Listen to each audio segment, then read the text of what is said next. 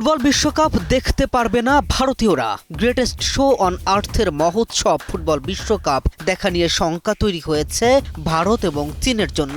১৭৫টি দেশে ফুটবল বিশ্বকাপ একত্রে সম্প্রচার হলেও বঞ্চিত হতে পারে ভারত।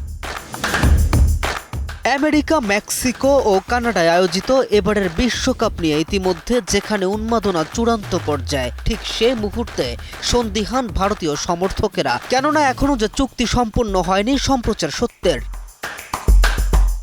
ডিজনি ও রিলায়েন্স মিলে $2 কোটি প্রস্তাব দিলেও মন গলেনি ফিফার, বরং সম্প্রচার সত্ত্ব বিক্রির জন্য ফিফার চাহিদা আরও অনেক বেশি, যদিও আলোচনা এখনও চলমান। এদিকে সনি গ্রুপও আলোচনা করেছে ফিফার সাথে, যদিও শেষ পর্যন্ত চূড়ান্ত কোনো সিদ্ধান্ত আসেনি।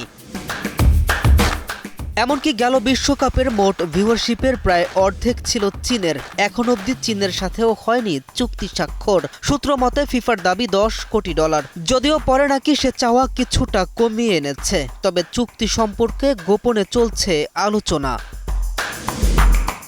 এদিকে আয়োজক দেশগুলোর সময়ের সাথে এশিয়ার দেশগুলোর সময় ব্যবধান অনেক। এতে ইউরোপীয় দেশগুলোতে যখন অনুষ্ঠিত হবে ম্যাচ, তখন ভারতে গভীর রাত।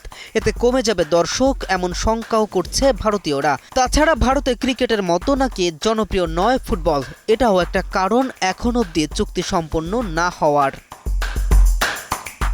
শেষ পর্যন্ত ভারতীয় দর্শকেরা বঞ্চিত হন কিনা সে হিসেব জমা, মোটা অঙ্কের টাকা লেনা দেনা, আর বাকিটা সময়ের অপেক্ষায়।